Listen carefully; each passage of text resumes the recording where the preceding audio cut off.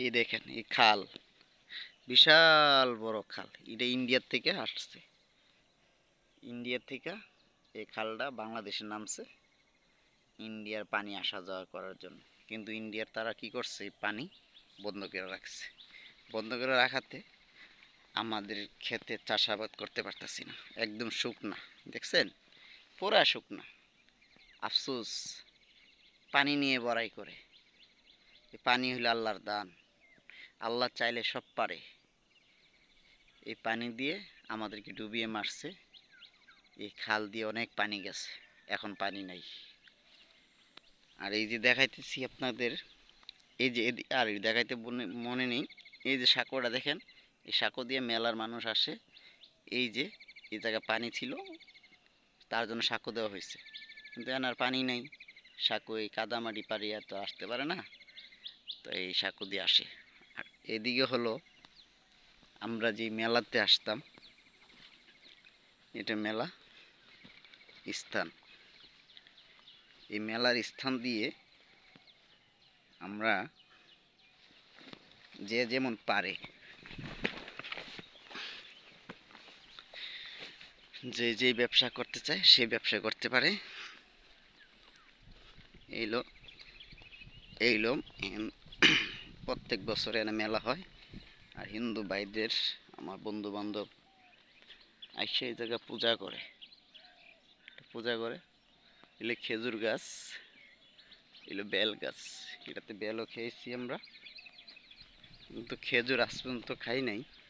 কিন্তু খেজুর গাছ ছিল না আগে। এখন দেখেন খেজুর গাছ, এই খেজুর গাছ পাখিরা যখন খায়, আমাদের বাড়ির থেকে খেজুর খেয়ে খেয়ে এই জায়গায় ফেলাতো। আজকে এই জায়গায় খেজুর গাছ। খুব সুন্দর না?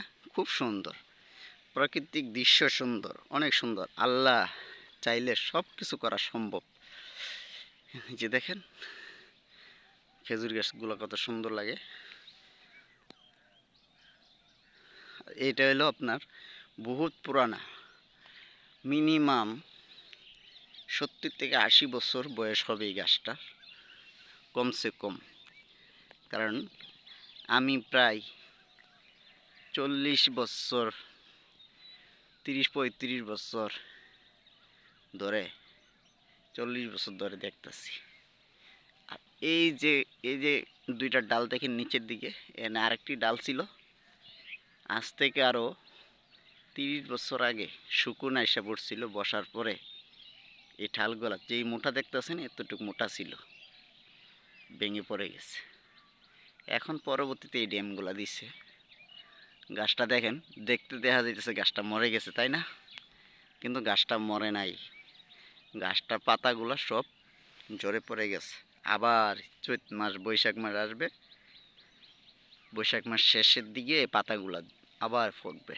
দেখেন, আল্লাহ চাইলে মরা গাছে ফুল ফোটে বলে না মানুষ, তো গাছটা যে কোনো মানুষ দেখবে যে মরা গাছ। এর গাছটার নাম হলো হর্তুহি গাছ, আমাদের ভাষায় হর্তুহি গাছ বলে। এই হলো বেল গাছ, যেই গাছের থেকে আমরা বেল খাইতাম। এখনো মনে হয় একটা বেল আছে, অনেক ছোট, আপনারা দেখাই আছে কি না। আর এই জায়গায় অনেক সময় ও যে একটা বেল আছে, খুব ছোট একটা বেল। বেলটা পাকছে কি না তা জানি না। এই যে তারা এই জায়গায় পূজা দেয়, কথা বলে।